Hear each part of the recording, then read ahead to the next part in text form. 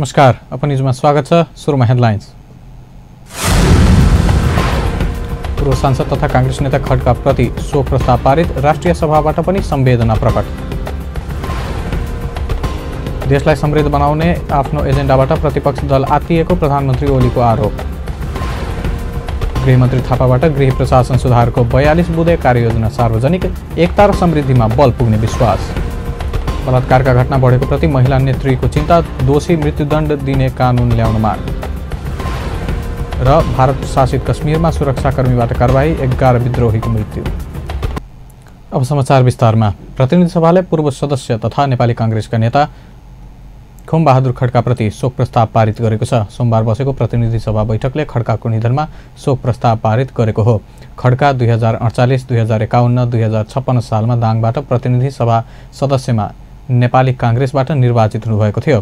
प्रजातन्त्र पुनर्स्थापनाको आन्दोलनको क्रममा लामो समय प्रवास र जेल जीवन काटेका खड्काले भौतिक योजना, स्थानीय विकास, गृह, वन तथा भू संरक्षण, आपूर्ति एवं जलस्रोत मन्त्रालयको कार्यभार सम्हाल्नु भएको थियो। 66 वर्षको उमेरमा भारतको नयाँ दिल्ली स्थित अपोलो अस्पतालमा उपचारको क्रममा चैत 16 गते निधन भएको खड्काको आइतबार पशुपति आर्यघाटमा अन्तिम संस्कार गरिएको थियो। उहाँको निधनमा प्रतिनिधि सभा बैठकले शोक प्रस्ताव पारित गर्दै संवेदना प्रकट गरेको छ।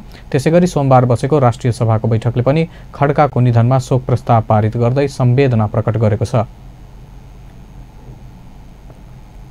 प्रधानमन्त्री केपी शर्मा ओलीले मुलुकलाई समृद्ध बनाउने आफ्नो एजेन्डाबाट प्रतिपक्षी दल आत्तिएको आरोप लगाउनु भएको छ। एमाले पार्टी कार्यालय धुम्बाराहीमा सोमबार आयोजित मदन भण्डारी राष्ट्रिय पत्रकारिता पुरस्कार वितरण समारोहलाई सम्बोधन गर्दै प्रधानमन्त्री ओलीले गरिबलाई धनी बनाउने, भोकालाई खान दिने आफ्नो एजेन्डाबाट प्रतिपक्षी दल आत्तिएको बताउनु भएको हो। उहाँले समुचित विकास, न्यायोचित वितरण प्रणाली, सामाजिक न्याय र सबैका लागि समानताको कुराले कसैलाई बाधा नपुग्ने भन्दै नआत्तिन आग्रह समेत गर्नुभयो।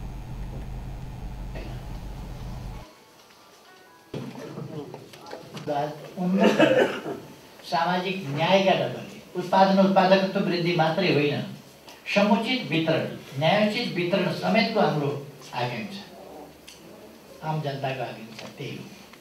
त्यस अनुसार आग्नुपर्छ अगाडि, सबैका लागि। त्यही हो समाजवादको उन्मुख भने। त्यसैमा किन हात्तिन्छन् केही मलाई थाहा छैन। किन हात्तिनु, कसैको खोज्ने भनेको छैन, तर गरिबलाई पनि धनी भने बाटो बनाइदिने भनेको छ। किन हात्तिन्छ? हामी अब विलम्ब नगरिकन कार्यक्रम। प्रधानमन्त्री ओलीले अब मुलुकमा राजनीतिक संक्रमण टुङ्गिसकेकोले गरिबीबाट समृद्धितर्फको यात्रा सुरु भएको उल्लेख गर्नुभयो। उहाँले छिमेकी मुलुकसँग सुमधुर, सन्तुलित, विश्वसनीय र पारस्परिक सहयोग सम्बन्धलाई आधारमा द्विपक्षीय सम्बन्ध स्थापित गरिन बताउनुभयो। स्वदेशी पुँजी लगानी गरी बाह्य लगानी आकर्षित गर्दै स्वदेशमै रोजगारीको सृजना गरी युवाहरूलाई विदेशी नबाट रोकिने पनि उहाँले उल्लेख गर्नुभयो। कार्यक्रममा वरिष्ठ पत्रकार कमल कोइरालालाई मदन भण्डारी राष्ट्रिय पत्रकारिता पुरस्कार प्रदान गरिएको थियो। प्रदेश नम्बर 2 का भौतिक विकास पूर्वाधार मन्त्री जितेन्द्र सोनलले गाउँ विकासको अभियानलाई तीव्रता दिने प्रतिबद्धता जनाउनु भएको छ। आइतबार धनुषाको कमला नगरपालिका वडा नम्बर 9 दुबरकोट स्थित वडा कार्यालय भवन शिलान्यास कार्यक्रममा मन्त्री सोनलले प्रदेश नम्बर 2 का गाउँहरू आधारभूत पहुँचभन्दा पनि पछाडि रहेको भन्दै विकासको अभियानलाई तीव्रता दिने बताउनु भएको हो। उहाँले विकासका लागि विभिन्न दात्री निकाय तथा संस्थाको सहयोग आवश्यक रहेको पनि बताउनुभयो। नेपाल सरकार तथा बेलायत सरकारको सहयोगमा CDP कार्यक्रम अन्तर्गत नेपाल ग्रामीण पुनर्निर्माण संस्थाले कमला नगरपालिकाको वडा नम्बर 9 को भवन 1 करोड 52 लाख लागतमा बनाइदिन लागेको छ। 10 कोठे भवन 6 महिनामा निर्माण सम्पन्न गर्ने लक्ष्य छ। त्यस्तै यसै संस्थाले जीविकोपार्जन सुधार योजना अन्तर्गत घुम्ती कोषको 9 लाख नागरिक सचेतना केन्द्रको सदस्यहरूलाई वितरण गरेको छ। कार्यक्रममा फोरम नेपालका केन्द्रीय सदस्य अरुण सिंह मण्डल, जिल्ला समन्वय समितिका प्रमुख रामदेव बनरैत यादव, कमला नगरपालिकाका मेयर रामुदगार गोइत, उपमेयर शीला मण्डल, वडा नम्बर 9 का अध्यक्ष धर्मनाथ मण्डल, CDP RARN का जिल्ला संयोजक खड्गभूषण शाह लगायत सहभागिता रहेको थियो। अपनिज महिलालाई व्यावसायिक विश्रामपछि गृहमन्त्री थापाबाट गृह प्रशासन सुधारको 42 बुँदे कार्ययोजना सार्वजनिक, एकता र समृद्धिमा बल पुग्ने विश्वास। बलात्कारका घटना बढेको प्रति महिला नेत्रीको चिन्ता, दोषीलाई मृत्युदण्ड दिने कानून ल्याउन माग। र भारत प्रशासित कश्मीरमा सुरक्षाकर्मीबाट कारबाही, 11 विद्रोहीको मृत्यु। विश्रामपछि समाचारमा पुनः स्वागत छ। अब बाँकीका प्रसङ्ग। गृहमन्त्री रामबहादुर थापाले गृह प्रशासन सुधार कार्ययोजना सार्वजनिक गर्नुभएको छ।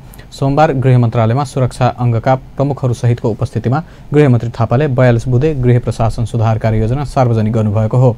लोकतन्त्रको रक्षा र राष्ट्रिय एकताको बलमा मुलुकलाई विकास र समृद्धिको बाटोमा अग्रसर गराउने सरकारको लक्ष्य प्राप्तिका लागि गृह प्रशासन सुधार योजना सार्वजनिक गरिएको गृहमन्त्री थापाले जानकारी दिनुभयो।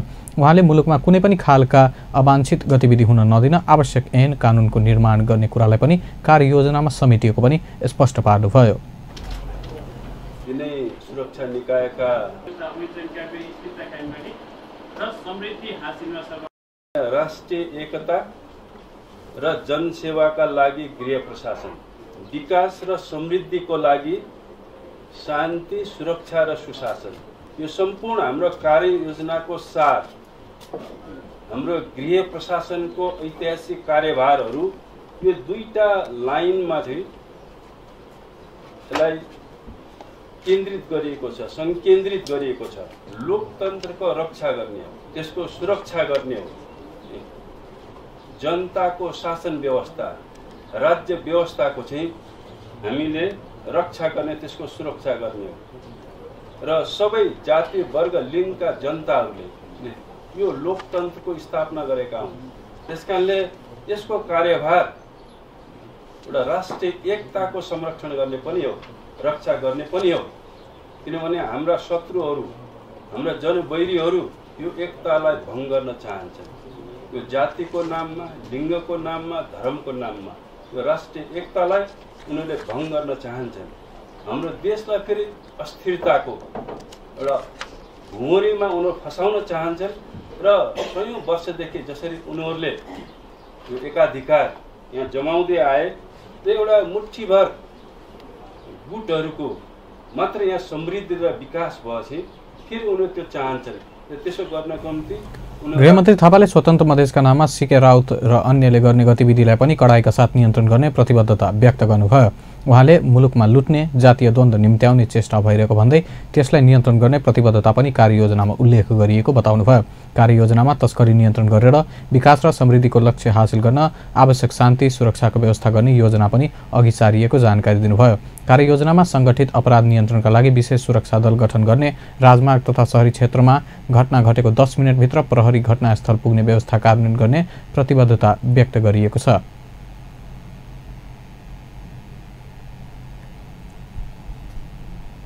रौतहट प्रहरीले अवैध हतियारसहित एकजनालाई पक्राउ गरेको छ। विशेष सुराकीका आधारमा स्थानीय गौर नगरपालिका वडा नम्बर 4 टिकुलिया टोलका 50 वर्षीय जोगेन्द्र सहनीलाई अवैध हतियारसहित झुनखुनुवाबाट प्रहरीले पक्राउ गरेको छ। जिल्ला प्रहरी कार्यालय गौरबाट प्रहरी नायब निरीक्षक रुद्र कडेलको कमान्डमा खटिएको प्रहरी टोलीले यमुनामाई गाउँपालिका 5 झुनखुनुवा चोकबाट 1 थान कटुवा बन्दुक र SLR 3 राउन्ड गोलीसहित सहनीलाई नियन्त्रणमा लिएको प्रहरी निरीक्षक तथा सहप्रवक्ता मनोज यादवले जानकारी दिए।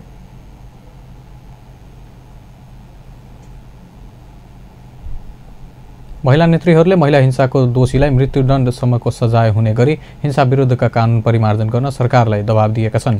विभिन्न राजनीतिक दलका संगठनहरूको संयुक्त संघर्ष समितिले सोमबार राजधानीमा पत्रकार सम्मेलन गरी महिला हिंसा अन्त्यका लागि विद्यमान ऐनलाई परिमार्जन गर्नुपर्नेमा जोड दिएको हो। दिनहुँ बालिका बलात्कार घटना सार्वजनिक भइरहेको बेला घटनाको सत्य तथ्य पत्ता लगाई दोषीलाई कानुनी दायरामा ल्याउनका लागि राज्य पक्ष गम्भीर नबनेको भन्दै नेत्रीहरूले तत्काल विद्यमान कानुनमा परिमार्जन गर्न सरकारको ध्यान आकर्षण गराएका हुन्। विद्यमान कानुनहरू सजायका लागि पर्याप्त छैनन् भने अर्कोतिर समाज झनपछि झन विकृत र विसङ्गतिको अधोगतितिर गइरहेको छ। तसर्थ यस्ता मानव अधिकार विरोधी महिला हिंसाका घटना रोक्न कानुनमा पर्याप्त व्यवस्था गरी अपराधीहरूलाई मृत्युदण्ड, आजीवन कारावास जस्ता कडाभन्दा कडा सजाय दिनुपर्छ। कयौं लोकतान्त्रिक मुलुकले महिला हिंसाका दोषीलाई मृत्युदण्डसम्मको सजाय व्यवस्था कानुनमा उल्लेख गर्दै नेपालमा पनि त्यही किसिमको कानुन बनाउनु पर्नेमा जोड दिए।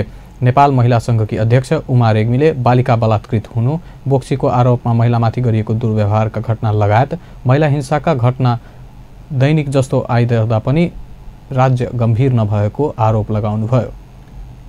महिला सुरक्षित हुन सक्दैन, यही उद्देश्यका साथ हामीले भक्तपुरबाट आउनुभएका अध्यक्ष पदाधिकारी महिलाहरू दिनका दिन बलात्कृत भइरहेका छन्। घरभित्र पनि सुरक्षा छैन। बाउबाट छोरी 5 वर्षको छोरी बलात्कृत भइरहेछ। गाडीमा हिँड्दा पनि सुरक्षित छैन, कहीँ पनि सुरक्षित छैन। त्यसमा पनि जनप्रतिनिधिहरू र राज्य संवेदनशील नभइरहेको अवस्था चाहिँ देखिन्छ। त्यसकारणले यसलाई कसरी चाहिँ व्यवस्थित गर्ने?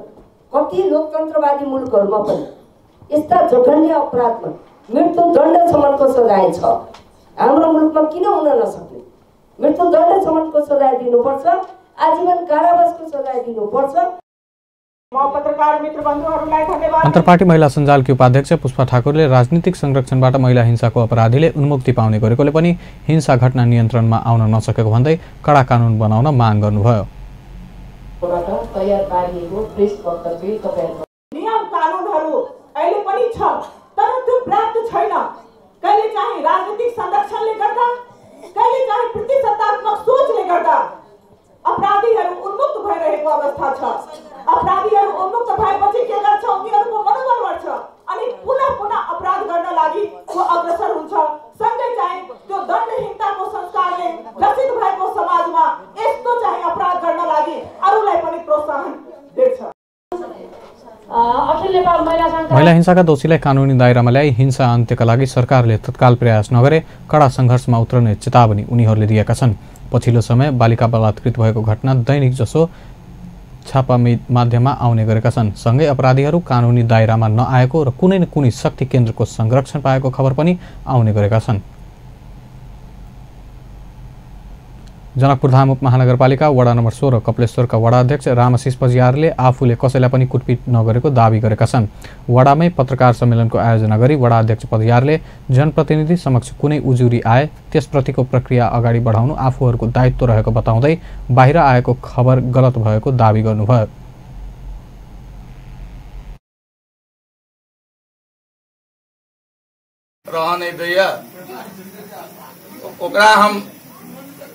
कहलिए हमें बहुते आदमी रहते बीच में जे तोरा पे ना बात हो जे केना की है जे तो सब अपना बैठ के फरिया ले जे तोरा पर निवेदन आयल हो तो टाइम में यहाँ बतियाले।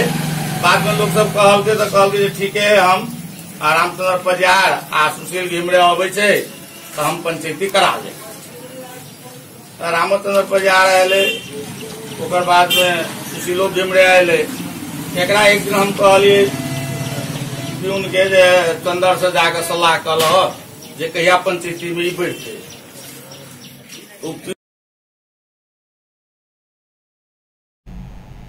सोही वडा निवासी रामचन्द्र राउत गढेरीले आइतबार जनकपुर अञ्चल अस्पतालमा पत्रकार सम्मेलनको आयोजना गरी वडा अध्यक्ष पजियारले कुटपिट गरेको आरोप लगाएका थिए।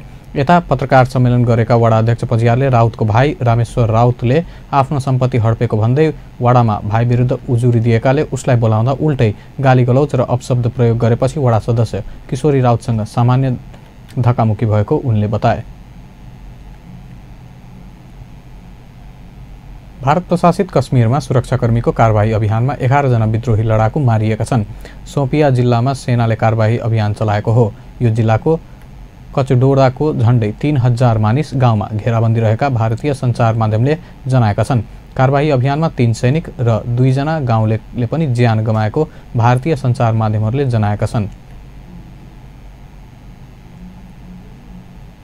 अन्त्यमा मुख्य समाचार एकपटक फेरि। पूर्व सांसद एवं कांग्रेस नेता खड्काप्रति शोक प्रस्ताव पारित, राष्ट्रिय सभाबाट पनि संवेदना प्रकट। देशलाई समृद्ध बनाउने आफ्नो एजेन्डाबाट प्रतिपक्ष दल आत्तिएको प्रधानमन्त्री ओलीको आरोप। गृहमन्त्री थापाबाट गृह प्रशासन सुधारको 82 बुँदे कार्ययोजना सार्वजनिक, एकता र समृद्धिमा बल पुग्ने विश्वास। बलात्कारका घटना बढेको प्रति महिला नेत्रीको चिन्ता, दोषी मृत्युदण्ड दिने कानुन ल्याउनु। र भारत प्रशासित कश्मीरमा सुरक्षाकर्मीबाट कारबाही, 11 विद्रोहीको मृत्यु। हस्त अपन समाचार यति नै। पल पल खबर तेज नजर हेर्दै गर्नुहोला अपन टेलिभिजन। नमस्कार।